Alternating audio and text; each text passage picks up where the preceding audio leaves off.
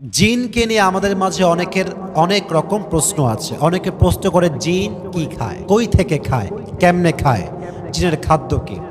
অনেকে প্রশ্ন করে জিন থাকে কোথায় এবং জিন মানুষকে অ্যাটাক করে কেমনে, জিনের প্রভাবটা আসলে কি, জিনের আবাসস্থল কোথায়, জিনের মূল প্রভাব এবং তাদের থাকার জায়গাটা আসলে কোথায়। বিভিন্ন প্রশ্ন অনেকে অনেক সময় করেন। আমরা জাস্ট প্রেসাইজলি আজকে কিছু তথ্য শেয়ার করার ট্রাই করব। সকলে বলেন ইনশাআল্লাহ। প্রথম কথা হচ্ছে, মুসলিম হিসেবে আপনাকে জিন বিশ্বাস করতে হবে। This is the part of your ইমান, এটা আপনার ইমানের অংশ। কারণ কোরআনুল কারীমে জিনের নামে একটা স্পেসিফিক সূরা, যুবক ভাইয়েরা, আছে না নাই? সূরাটার নাম হচ্ছে সূরাতুল জিন। আবার দেখেন কোরআনের লাস্ট আয়া, মিনাল জিন্নাতি ওয়ান নাস, এখানেও জিনের কথা উল্লেখ আছে না নাই? So as a Muslim you must have to believe in jinn kind. আপনাকে জিন কাইন্ডকে বিশ্বাস করতে হবে, এটা আল্লাহ তাআলার সৃষ্টি। এখন আসুন, জিনরা আসলে থাকে কোথায়। তারা মূলত আগে আমাদের পৃথিবীতে নর্মালি খুব বেশি থাকতো, বাট তাদের অবাধ্যতা, বিশৃঙ্খলা, মারামারি, তাদের এই সমস্ত বিশৃঙ্খলার কারণে তাদেরকে দ্বীপ, জঙ্গল এই দিকে পাঠিয়ে দেওয়া হয়েছে। বেশিরভাগ জিন বসবাস করে দ্বীপে, জঙ্গলে, সমুদ্রের অতল গহ্বরে পানির, অতল এই যে গভীর পানির নিচে তারা বসবাস করে। এখন আসুন, এই জিনকে আল্লাহ তাআলা কি দিয়ে সৃষ্টি করেছেন? কোরআনে আসছে, ওয়াল জান্না খলাকনাহু মিন ক্বাবলু মিন নারিস সামুম। আল্লাহ তাআলা জিনকে সৃষ্টি করেছেন খাঁটি আগুন থেকে। মানুষ তৈরি মাটির দ্বারা, জিন তৈরি কিসের দ্বারা? আরে ভাই বলেন আপনার সবাই, মানুষ তৈরি মাটির দ্বারা, জিন তৈরি কিসের দ্বারা? আগুনের দ্বারা। আচ্ছা, একটা বিষয় আপনারা অনেকে জানেন হয়তো, বা আবার দেখা যাচ্ছে যে যারা আমরা পড়ি না, আমরা জানি না বিষয়টা। সেটা হচ্ছে এই জিনের উপরে কিন্তু নেকড়ে বাঘের প্রভাব আছে।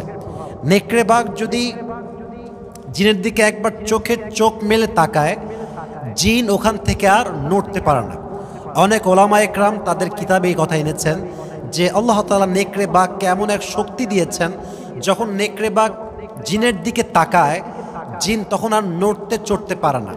ইভেন নেকড়ে বাঘ তাকে তখনই সেই মুহূর্তে চাইলে আক্রমণ করতে পারে, তাকে সে আঘাত করতে পারে। একটি ঘটনা আমি পড়েছিলাম এবং এটা প্রায় ওলামা একরাম তাদের কিতাবে নিয়ে আসছেন, এবং আমি কিন্তু এই ঘটনাটা প্রায় শুনেছি অনেকের কাছ থেকে, যে একজন মহিলা তাকে প্রায় জিনে ধরতো, প্রায় জিনের সমস্যা করতো। তো একদিন সে জঙ্গলে গিয়েছে ছাগল চড়াবার জন্য। তো সে দেখতে পাচ্ছে হঠাৎ একটি নেকড়ে বাঘ তার সামনে দাঁড়িয়ে আছে, বাট মহিলা দেখছে যে নেকড়ে বাঘের যে দৃষ্টি এটা তার দিকে নাই, অন্য একটা অদৃশ্যের দিকে সে তাকিয়ে আছে খুব কড়া চোখে, এবং ঠাস করে সে নেকড়ে বাঘ দৌড় দিয়ে গিয়ে এক অদৃশ্যের উপরে হামলা করছে, এবং কি যেন সে চাবিয়ে খাচ্ছে, বাট কিছু দেখা যাচ্ছে না। তো মহিলা বললেন যে আমি যখন বাসার দিকে ব্যাক করছিলাম, দেখলাম ঠিক ওই জায়গাতে কিছু হাড্ডি পড়ে আছে। এর মানে হচ্ছে এটা, নেকড়ে বাঘকে আল্লাহ তাআলা এমন একটি শক্তি দিয়েছেন, সে চাইলে জিনকে বশীভূত করতে পারে। সে জিনের দিকে তাকালে জিন আর ডান বাম করে নড়তে পারে না। এখন কথা হচ্ছে, এই জিন আসলে কি খায়? জিন মূলত খায় হচ্ছে আমাদের ফেলে দেওয়া হাড্ডি। যখনই আপনারা কোনো খাবার খাবেন, বিসমিল্লাহ বলে খাবেন। হাদিসে আসছে, তোমরা যখন কোনো কিছু খাও বিসমিল্লাহ পাঠ করে খাও, কারণ আমরা যখন এই হাড্ডিটাকে ফেলে দেই মাটিতে, এই হাড্ডিটা জিনদের জন্য গোস্ত হয়ে যায়। যখন জিনেরা এটা হাতে নেয়, এটা তাদের জন্য একটা রিজিক হিসেবে, খাদ্য হিসেবে আল্লাহ তাআলা তাদের জন্য নির্ধারণ করে দেয়। সুবহানাল্লাহ পড়বেন না তো সবাই?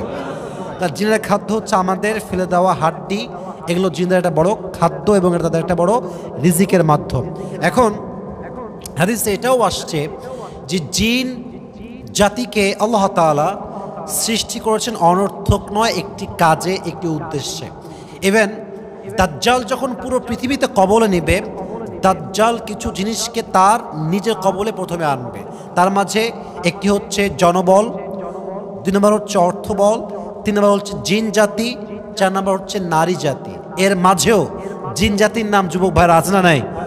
তাহলে জিন জাতি অনেক গুরুত্বপূর্ণ একটি বিষয় আমাদের বিশ্বাসের ক্ষেত্রে, ইমানের ক্ষেত্রে। এটা আল্লাহ তাআলার সৃষ্টি, এটাকে অস্বীকার করা যায় না। তারা দ্বীপে থাকে, জঙ্গলে থাকে, বিভিন্ন যেগুলো জঙ্গল, ঝাড়, ঝোপ ঝাপটা, যেখানে দেখবেন যে বাঁশ টাস রাখা আছে, খুবই জঙ্গল, পুরাতন জায়গা, এরকম জায়গায় প্রায় সময় জিনেরা বসবাস করে। জিনদের খাবার হচ্ছে হাড্ডি, এজন্য এই জিনদের হাড্ডি খাবারকে আপনারা নষ্ট করবেন না, এখানে পেশাব করবেন না, এটা দিয়ে কুলুক করবেন না, অপবিত্র করবেন না। যখনই খাবার খাবেন বিসমিল্লাহ বলে খাবেন, এবং কখনো জিনদের খাবারে নষ্ট করার মতো কোনো কাজ করা যাবে না। আল্লাহ তাআলা আমাদের সবাইকে মানা, বোঝা এবং আমল করার তৌফিক দান করুন। সকলেই পড়া আমিন।